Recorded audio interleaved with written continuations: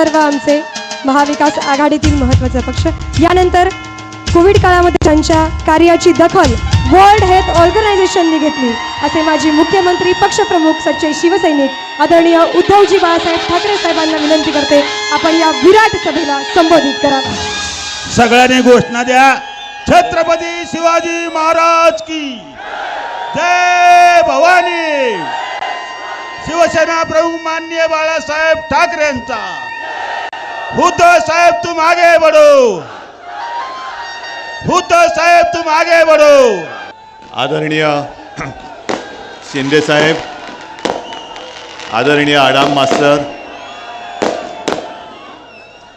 व्यासपीठावरील महाविकास आघाडीचे सर्वच मान्यवर नेते,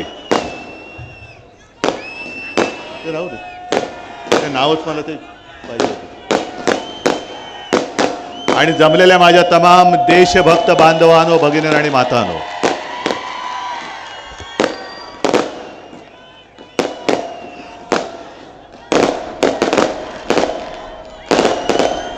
प्रणिती तुझी 4 जूनची तयारी जोरात आहे.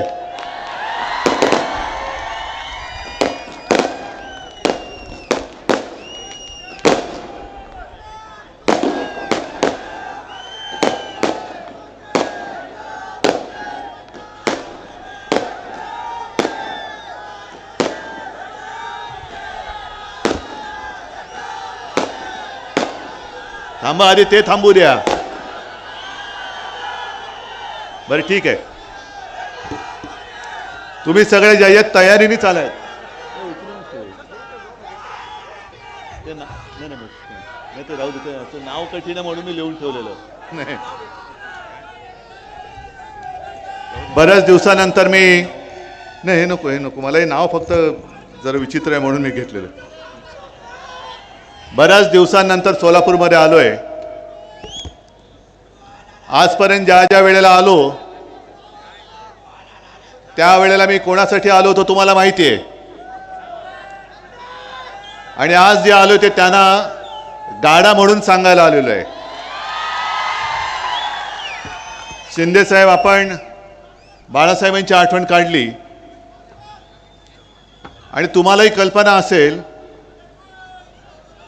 की सुशील कुमारजी आणि आपले बाळासाहेब हे अतिशय जवळचे मित्र. या दोघांनी एक पथ्य जरूर पाळलं की राजकारण आणि आपली मैत्री यांची भेसळ नाही होऊ दिली. जी मतभिन्नता होती ती बाळासाहेबांनी पण आणि सुशील कुमारजींनी पण न लपवता सगळ्यांसमोर मांडली, आणि मैत्री पण जपली. हल्ली कोणाला मित्र म्हणायचं पाठ सांभाळावी लागते, कारण हल्लीचे मित्र हे सगळे पाठीत वार करणार आहेत. तुमच्याकडे भाकड जनता पक्षाचे नेते येऊन गेले, बरोबर आहे ना?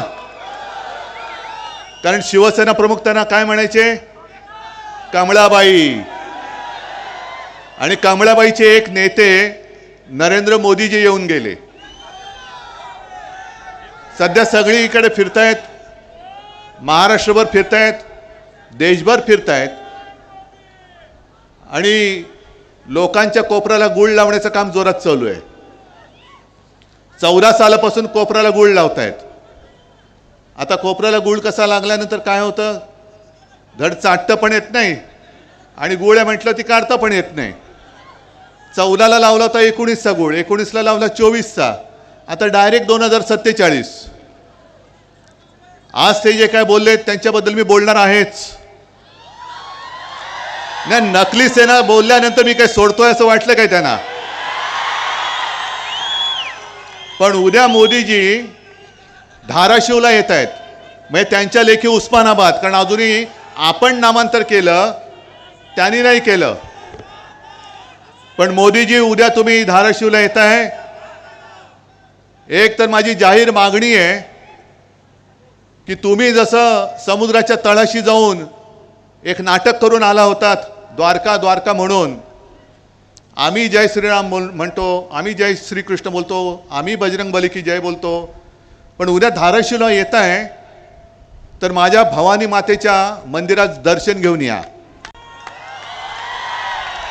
आणि मोदीजी, तुम्ही धाराशिवला येतच आहात, आजपर्यंत कधी तुम्ही भवानी मातेचं दर्शन घेतलं नाही.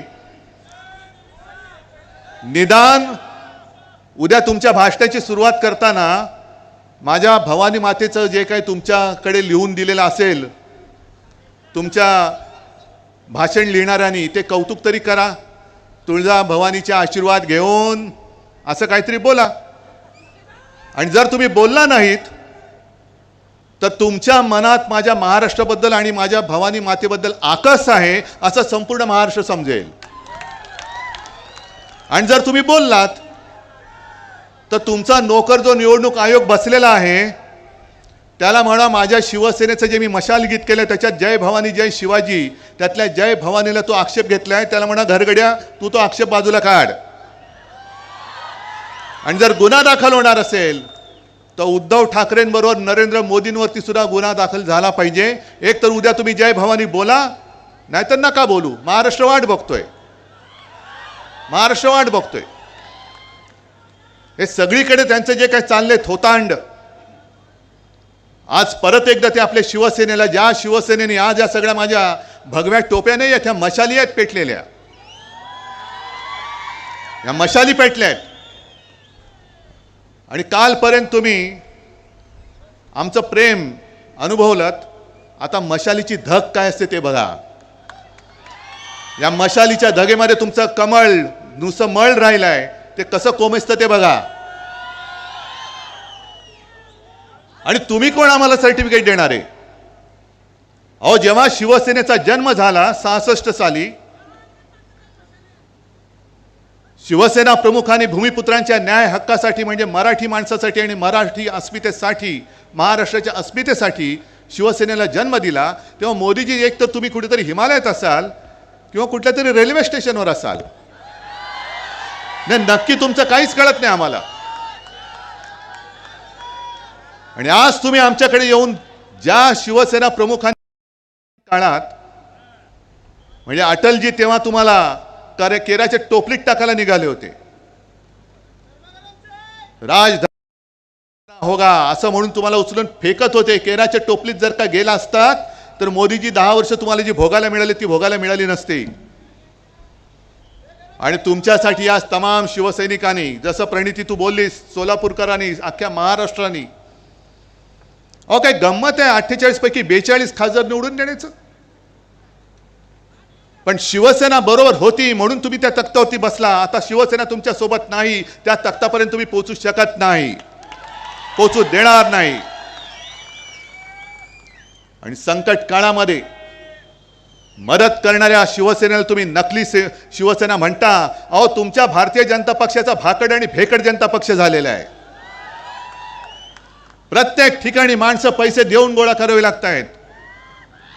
इकडे मी तुम्हाला सगळ्यांना विचारतो, एक तरी माणूस कोणी भाडकाऊ आहे काय? तुम्ही स्वतःहून आलात ना, स्वतःची पदरमोड करून आलात ना. बघा मोदीजी, असं प्रेम, याला प्रेम म्हणतात. आज जणू काही देशातले सगळे पक्ष प्रश्न संपलेले आहेत आणि फक्त महाराष्ट्रामध्ये शिवसेना हाच आपला दुश्मन आहे. ना टरबूजाचं काय करायचं तुम्हाला माहिती आहे?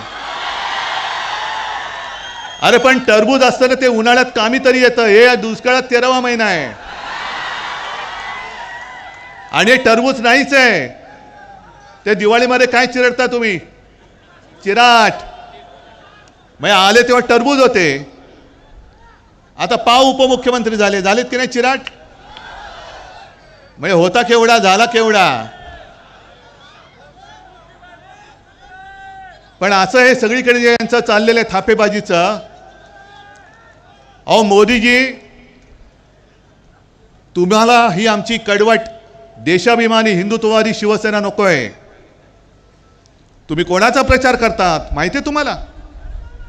काल रत्नागिरीमध्ये मी बोललो की 14 साली आणि 19 साली मोदीजींबद्दल आम्हालाही अभिमान होता. काय ती छाती, काय ती दाढी, एक अकेला सब पे भारी. आता एक अकेला सब पे भारी, आजूबाजूला भ्रष्टाचारी. कुठूनही अवदासा सुचली तुम्हाला काय कळत नाही आम्हाला. पण मुद्दामून आम्ही जरा 2 वेळा कागद पडत होता तरी सुद्धा हातात ठेवल्या कारणे नाव जरा विचित्र आहे.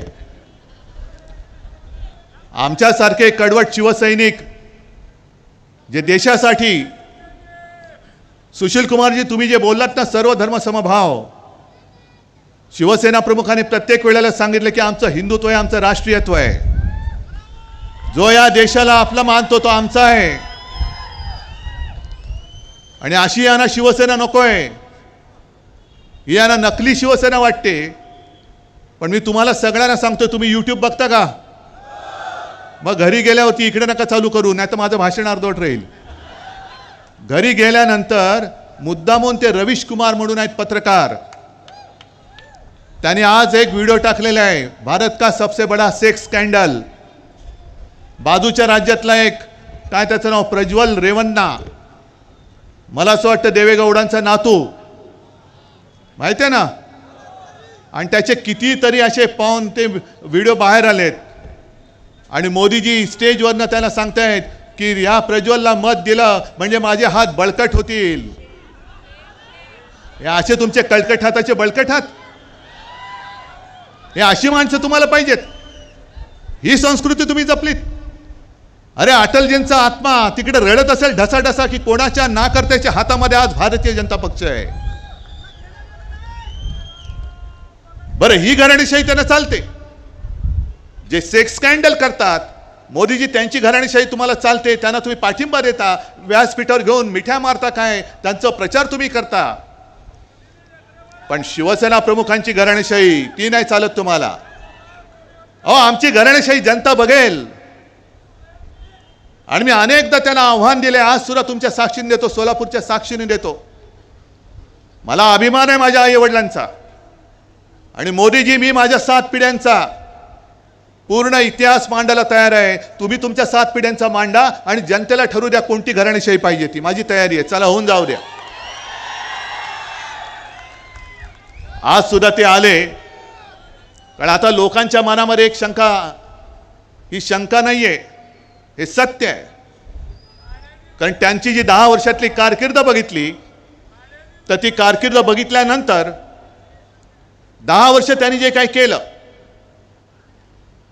आणि ते म्हणतात हा तो ट्रेलर होता, चित्रपट अजून बाकी आहे. या ट्रेलरमध्ये त्यांनी शिवसेना चोरली, गद्दारांच्या हातामध्ये दिली, हा ट्रेलर होता. म्हणजे इकडे या सभेत शेतकरी कोण आलेत का रे? आलेत ना. आता पुढचा ट्रेलर हा आमचा झाला, आता पुढचा चित्रपट तुमचा नाही झाला तर? म्हणजे जसं माझ्या शिवसेनेच्या 7/12वरती गद्दारांचं नाव लिहिलं, तसं तुमच्या 7/12वरती यांच्या सुटाबुटातल्या मित्रांचं नाव लिहिलं तर तुम्ही जाणार कुठे? आहे एक तरी यंत्रणा तुमच्या हातात राहील, तुमच्या पाठीशी राहील. आणि घटना बदलण्याचं जे काही यांचं स्वप्न आहे, म्हणून ह्यांना 400 पार करायचे होते. पण अश्वमेधाचा घोडा नव्हता यांचा, अश्वमेधाचं खेचर होतं, ते आढळलेलं आहे आता. अरे अश्वमेधाला सुद्धा घोडा लागतो रुबाबदार, हे खेचर आहेत. गाढव म्हणा, काही म्हणा.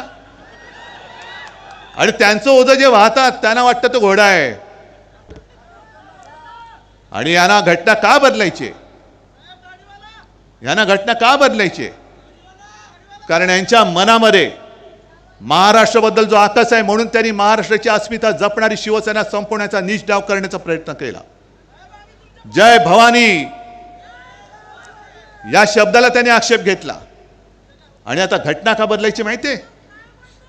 ज्या महाराष्ट्राच्या सुपुत्राने डॉक्टर बाबासाहेब आंबेडकर, ज्यांना आपण महामानव म्हणतो, दैवत,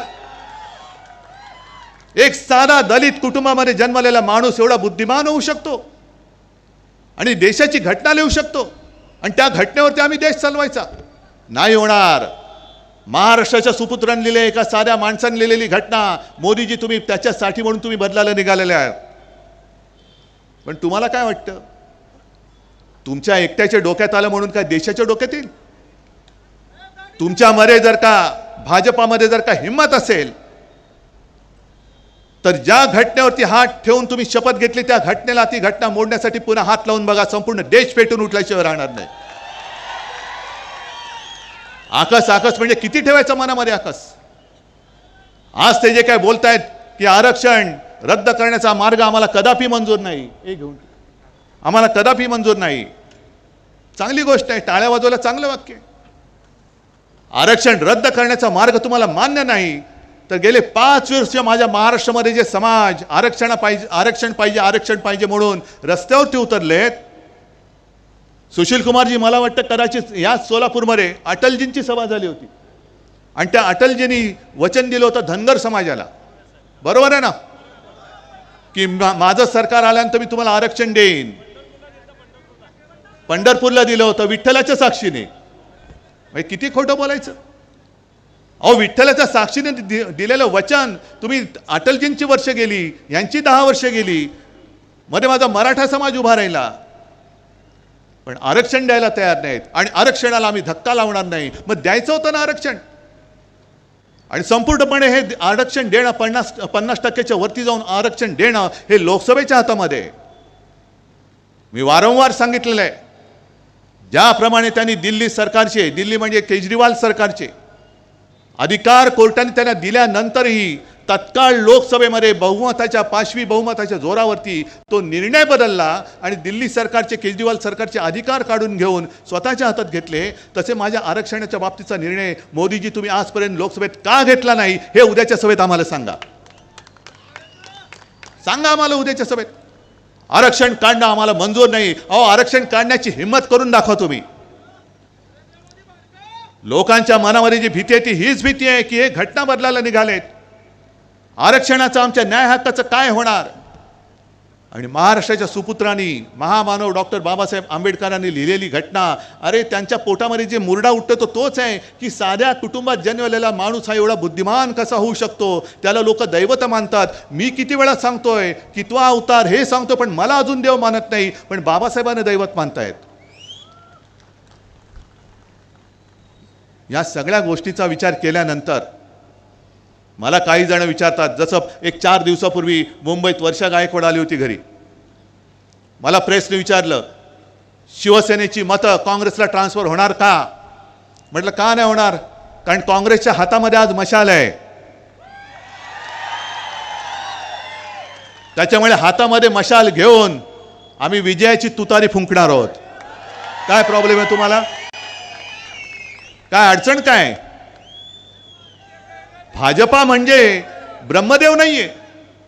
भाजपा म्हणेल तेच हिंदुत्व, भाजपा म्हणेल तोच देशप्रेमी, आणि भाजपच्या विरुद्ध बोलेल तो देशद्रोही. हे नाही, हे ब्रह्मदेव नाही आहात तुम्ही. आणि पुन्हा एकदा सांगतो मोदीजी, तुम्ही आम्हाला जे नकली म्हणून हिणवता आहात, नकली शिवसेना म्हणाला, मी परत सांगतो, नकली बोलायला ती तुमची डिग्री नाही आहे, ही असली शिवसेना आहे. आणि या शिवसेनेचा दणका काय असतो तो तुम्हाला 4 जूनला महाराष्ट्राच्या मतपेट्या उघडल्यानंतर कळेल. आज सोलापूरचे जे प्रश्न आहेत, आज महाराष्ट्र तहानेने व्याकुळ झालेला आहे. सोलापूरचे प्रश्न आहेत, पाण्याचा प्रश्न आहे. प्रणिती, तू सगळं व्यवस्थित सांगितलेलं आहेस. म्हणजे मी मुख्यमंत्री म्हणून जेव्हा प्रणिती बोलायची सभागृहात ते मी ऐकलेलं आहे. आणि हाच आवाज आपल्याला लोकसभेमध्ये पाठवायला पाहिजे, हाच पाठवायला पाहिजे. आणि या भाकड जनता पक्षाची जी नीती आहे, वापरा आणि फेकून द्या, वापरा आणि फेकून द्या. शिवसेनेचा वापर केला. 14 साली पंतप्रधानपदी बसले. 14 सालीच ऑक्टोबरमध्ये अचानक आपली युती तोडून टाकली. काय कारण होतं? 19 साली सुद्धा पंतप्रधानपदी बसले. मी तुळजाभवानीची शपथ घेऊन सांगितलं की मी बाळासाहेबांना दिलेलं वचन आहे की शिवसेनेचा मी मुख्यमंत्री करून दाखवेन. आणि हे वचन अमित शहाना मी सांगितलं होतं, त्यांनी मान्य केलं होतं, पण मोडला शब्द.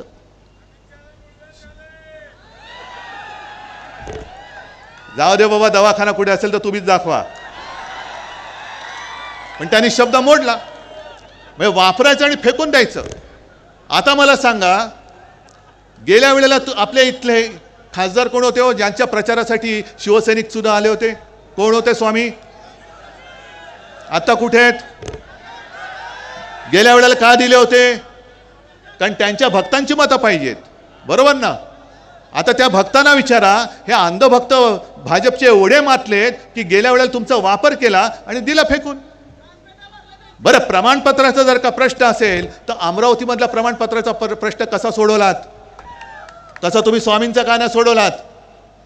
अरे स्वामी होते ना, स्वामी आहेत ना, हिंदुत्ववादी आहेत ना, मग सोडवायचा होता ना प्रश्न, का नाही सोडवलात तुम्ही? पण वापरा आणि फेकून द्या. त्या स्वामींना सुद्धा कळलं असेल की काय अघोर पाप माझ्याकडनं घडलेलं आहे. आणि स्वामीजी, तुम्हाला मी जाहीर सांगतोय, आता तुम्ही तुमच्या शक्तीने याने शाप देऊन टाका. द्या शाप यांना. 300 जागा मिळाल्यानंतर सुद्धा त्यांनी 370 कलम जरूर दूर केला. आम्ही पाठिंबा दिला. काश्मीरचा 370 कलम दूर केलं, शिवसेनेने पाठिंबा दिला, उघड पाठिंबा दिला. पण 370 कलम काढल्यानंतर सुद्धा अजूनही काश्मीरी पंडित काश्मीरमध्ये का जाऊ शकत नाहीत? अरे काय सगळी माहिती आहे अपडेट तुमच्याकडे, अप टू डेट. अरे तुमच्याकडनं आम्हाला शिकलं पाहिजे बऱ्याचशा गोष्टी. नाही, हे बोलतात ते काय अगदीच काय खोटं नाहीये. कारण ते गाणं आहे ना, ये पब्लिक है सब जानती है. आम्हाला वाटतं आम्ही शहाणे आहोत, पण आमच्यापेक्षा तुम्ही कित्येक पटीने जास्त हुशार आहात. थांबा थांबा थांबा थांबा.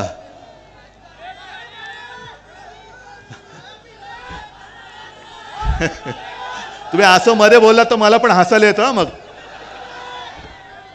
बरं ठीक आहे.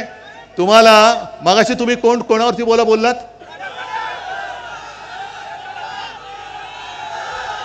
काय ते तरबूज म्हणजे कोण? म्हणजे कोण? अरे म्हणजे मध्ये मी त्याला फडतूस बोललेले ते. आता नाही मी बोलत आहे, नाही तर सांगतील पुन्हा फडतूस बोलले. मी त्यांना फडतूस बोललो होतो, आता बोलत नाही. मी त्यांना कलंक पण बोललो होतो, पण आता बोलत नाही. कारण त्यांना फार वाईट वाटतं ते. त्यांनी परवा एक आमच्या इकडे विनोद केला रायगडमध्ये. ते म्हणाले बाकीची कामं सोडून द्या, म्हणजे कामं नाही केली मोदींनी, हे त्यांनी स्वतः सांगितलं. पण निदान मोदीजींनी करोना काळात आपल्याला लस दिली म्हणून आपण जिवंत राहिलो. म्हणजे जे काय संशोधक आहेत ते काय गवत उपटत बसले होते? मोदी एवढे सगळं ब्रह्मांड त्यांना माहिती आहे. मोदीजींनी लस बनवली. आम्हाला अभिमान आहे की लस जी बनली ती माझ्या महाराष्ट्रामधल्या पुण्यामध्ये बनलेली आहे, पुनावालांनी बनवलेली आहे. आणि तिथून मोदीजींनी तिकडनं घेतली. पण मोदीजींनी जरी लस दिली असली तरी मोदीजींनी लस ती अशी काय हवेत नाही सोडली. खेड्यापाड्यामध्ये महाराष्ट्र सरकारने शासन यंत्रणा वापरून प्रत्येकाला लसीकरण केलं होतं. महाराष्ट्र सरकारच्या यंत्रणेचं कौतुक केलं पाहिजे तुम्ही. आणि महाराष्ट्र कसा वाचला माहितीये? करोना काळामध्ये देशात नंबर 1चा मुख्यमंत्री म्हणून माझा उल्लेख झाला होता.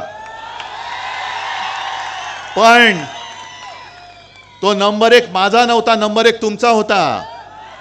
कारण मी जे जे तुम्हाला सांगितलं ते तुम्ही ऐकलत ना. म्हणजे खरं लोकांना वाटत होतं हे बोलतायत कठीण आहे, कसं काय लोक ऐकणार. तोंडाला मास्क लावा, घरी पडू नका, 2 हात दूर राहा. मी जे जे सांगितलं ते तुम्ही ऐकलत म्हणून आणि म्हणून महाराष्ट्र वाचला. मोदीजी तुमची लस नंतर तुम्ही लस दिलीच नाही. लस माझ्या महाराष्ट्रामध्ये बनली. पण ती लस मिळवण्यासाठी सुद्धा महाराष्ट्र सरकारला केंद्राकडे किती विनवण्या करायला लागल्या. आधी लोकांना जमवायचं, जमवल्यानंतर लक्षात यायचं की अमुक एका केंद्रावरती एवढी लोक आलेत पण तेवढा लसचा पुरवठाच होत नाहीये. मग केंद्राला सांगितलं, केंद्र सांगायचं थांबा जरा, आधी आम्हाला इकडे देऊ द्या, आधी आम्हाला तिकडे देऊ द्या. म्हणजे हे सगळे तुम्ही सगळे चाळे केलेत.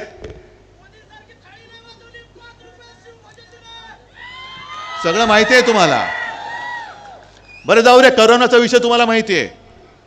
मला सांगा 10 वर्षामध्ये खरंच प्रामाणिकपणे हात वर करून सांगायचं किती जणांच्या खात्यात 15 लाख रुपये आलेत? एकाने तरी हात वर करून सांगायचं. आलेत? नाही आले. कोण देणार होतं बोलले? मोदी. आणि भाजपच्या खात्यात किती आले? निवडणूक रोख्यातून किती आले? मोजायच्या पलीकडे आहेत, 8-10 हजार कोटी.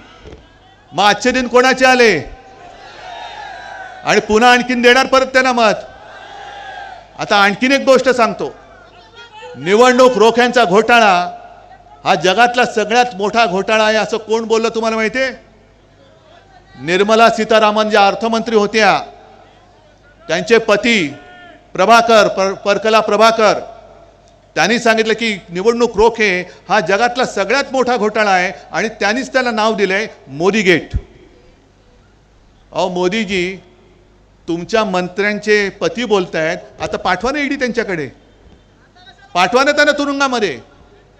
आणि त्याच्या पलीकडे जाऊन सांगतो, जर कोर्टाने हा घोटाळा उघड केला नसता, आणखीन 10,000 कोटीचे रोखे छापून तयार ठेवले होते, आणखीन देश लुटायला यांनी तयार ठेवला होता.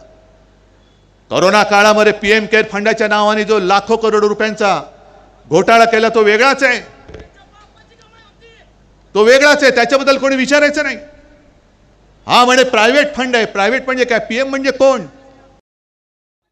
आणि उद्या पंतप्रधान मोदी नसणार आहेत, मग तो फंड कोणाकडे जाणार आहे? आणि प्रणिती, तू जे काय बोललीस की इथल्या शहरातल्या लोकांना सुद्धा इन्कम टॅक्स, सीबीआय, एक 4 जून पर्यंत थांबा, हे सगळ्यांचं आपल्या हातामध्ये येणार आहे. 4 जून पर्यंत थांबा. आणि हातात येणारे नाही, तुम्ही सांगायला पाहिजे की आम्ही हातात घेणार आहोत. जर मी तुम्हाला आज सांगितलं की कधीतरी या भारतीय जनता पक्षाचे फक्त जे 2 खासदार होते, कोणाला तरी स्वप्नात वाटलं होतं 300 खासदार येतील, 300 खासदार येतील वाटलं होतं? मग 2चे 300 होऊ शकतात, हे कोणी केले? तुम्ही, आम्ही आणि जनतेने केले. मग जे 2चे 300 करू शकतात, ते 300चे पुन्हा 2 नाही करू शकत? आणि 2 खासदार तर आलेच पाहिजेत, 2 खासदार तर आलेच पाहिजेत. कोण 2? हे जे 2 फिरतायत दादागिरी करत, हेच 2 आले पाहिजेत. आणि त्यांच्यासमोर सुशील कुमारजी, संपूर्ण आपलं इंडिया आघाडीचं सरकार बसलं पाहिजे. तमाम जे काय खासदार असतील, काय असतील 500-550, त्यातले 2 वजा करा आणि बाकी संपूर्ण इंडिया आघाडीचे खासदार आले पाहिजेत. कारण आजपर्यंत आम्हाला असं जे वाटत होतं की देशाला जर का मजबूत करायचं असेल तर एका हाती सरकार पाहिजे.